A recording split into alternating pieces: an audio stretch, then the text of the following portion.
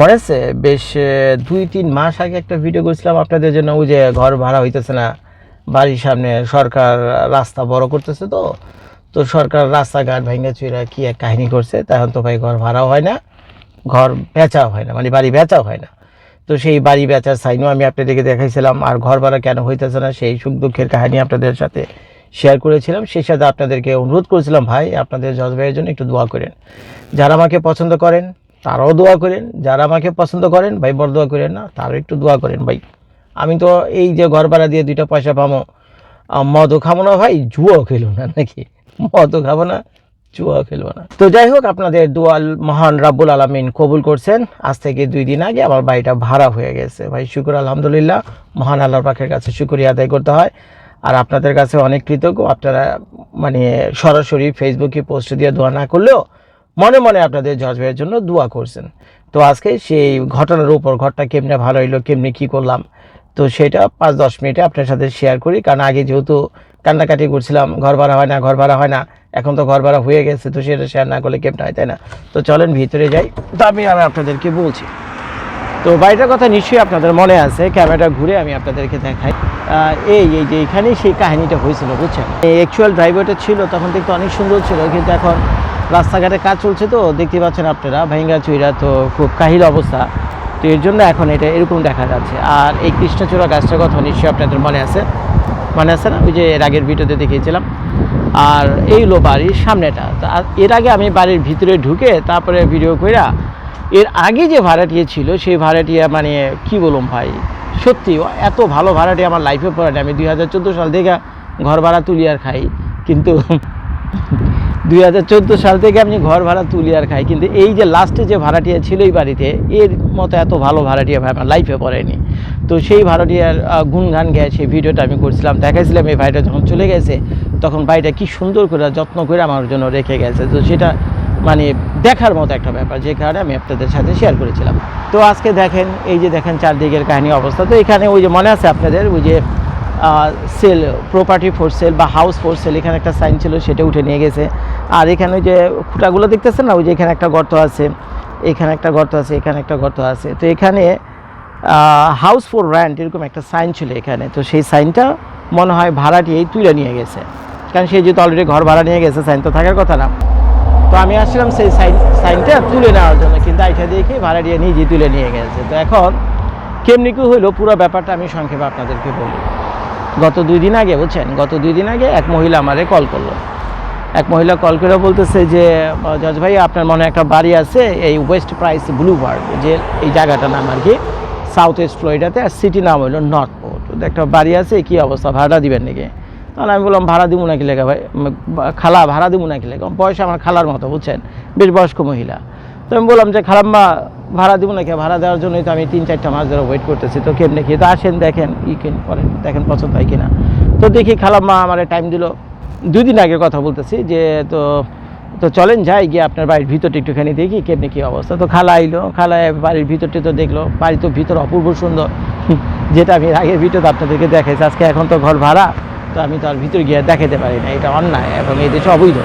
আমি তার অনুমতি ছাড়া বাড়ির ভিতরে ঢুকতে পারি না, যদিও আমার কাছে চাবি আছে এবং অটোমেটিক গরাজ ডোর, আমার গাড়িতে গরাজ ডোর ওপেনার আছে, যদি সুইচে চাপ দিয়ে ডোর খুলে যাবে, কিন্তু আমি সেটা করছি না।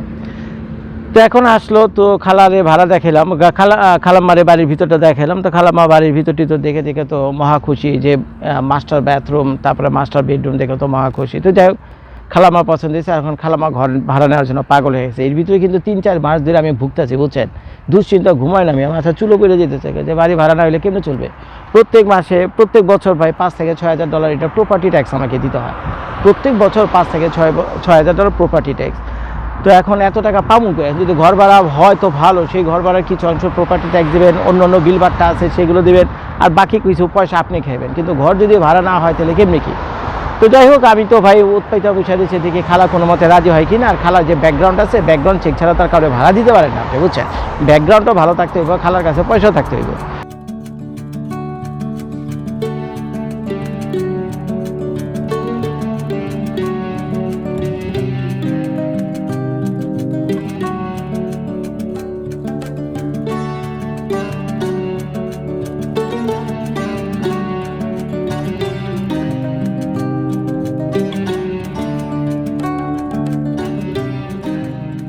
খালার সব কাহিনীটা নিয়ে শুনলাম, মানে খালা বাড়িটারই পছন্দ হয়েছে।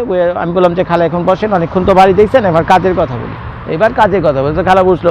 তো জিজ্ঞেস করলাম খালা আপনি করেন কি? তখন খালা বলতেছে যে আমি তো একটা স্কুলের টিচার। তো স্কুলের টিচার বলার সাথে সাথে মনটা হালকা হয়ে গেল আমার, বুঝছেন। উনি যখনই বলছে আমি একজন স্কুল টিচার, তখন আমার মনটা হালকা হয়ে গেল। আমি বললাম স্কুল টিচার, মনে মনে বলতেছি স্কুল টিচার যেহেতু এখানকার স্টেট জব করে, স্কুল তো এখানকার স্টেটের, তো স্টেট জব যেহেতু করে, তো ওনার ব্যাকগ্রাউন্ড চেক ছাড়া তো আর স্কুলের জব উনি পায়নি। ব্যাকগ্রাউন্ড চেক ছাড়া তো উনি জব পায়নি, তার মানে ব্যাকগ্রাউন্ড ওনার ক্লিয়ার। উনি মদ খায় না, জুয়া খেলে না, ক্রিমিনাল রেকর্ড ওনার নেয়। আমার আর নতুন করে ক্রিমিনাল রেকর্ড চেক করার সুযোগ নেই। চাইলে আমি পারতাম, কিন্তু আজ এটা করার এটা দরকার নেই, যেহেতু উনি সরকারি স্কুলে চাকরি করে। তারপরে বললাম খারাপ পয়সা টয়সা আছে নাকি? আপনি যদি এই বাড়িতে উঠেন খালা, তাহলে আপনাকে তো ওই প্রথম মাসে ভাড়া দিতে হইব, দ্বিতীয় মাসে ভাড়া দিতে হইব, আর এক মাসের টাকা সিকিউরিটি ডিপোজিট দিতে দেবো। তো টোটাল $6,000।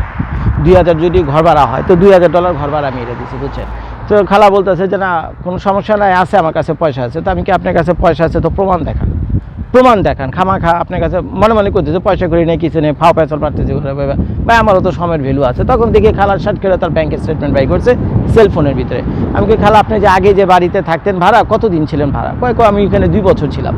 আমি কিন্তু 2 বছর আগে কই ছিলেন? খালা করতে থেকে 2 বছর আমি, এটা তো ফ্লোরিডা থেকে ভিডিওটা করা, 2 বছর আমি জর্জিয়াতে থাকতাম। তো জর্জিয়া হলো ফ্লোরিডার হলো মানে পাশের স্টেট। তো জর্জিয়া থাকতে কি জর্জিয়াতে কি ভাড়া থাকতেন নাকি খালা? যা খালা বলতে না জর্জিয়া ভাড়া থাকতেন না, ওইখানে আমার নিজের বাড়ি ছিল, তো নিজের বাড়ি বেচে টেচে দিয়া এইখানে আমি মুভ করছি। ওখানে তো খুব ঠান্ডা, তো এই জন্য ঠান্ডা আমার শরীর স্বাস্থ্য ভালো থাকে না, এই জন্য ফ্লোরিডাতে আসছে। আর দেখেন না ফ্লোরিডাতে সবসময় সারা বছর এরকম চকচকে রোদ থাকে, তো এই কারণে খালা ওই জর্জিয়া থেকে এখানে আসে। তো যাই হোক, উনি যে ইন্টারভিউ আমাকে দিলেন, তো মোটামুটি ভালো যে না যথেষ্ট একটা যৌক্তিক কারণ আছে, যে কারণে উনি ফ্লোরিডাতে মুভে আসছে।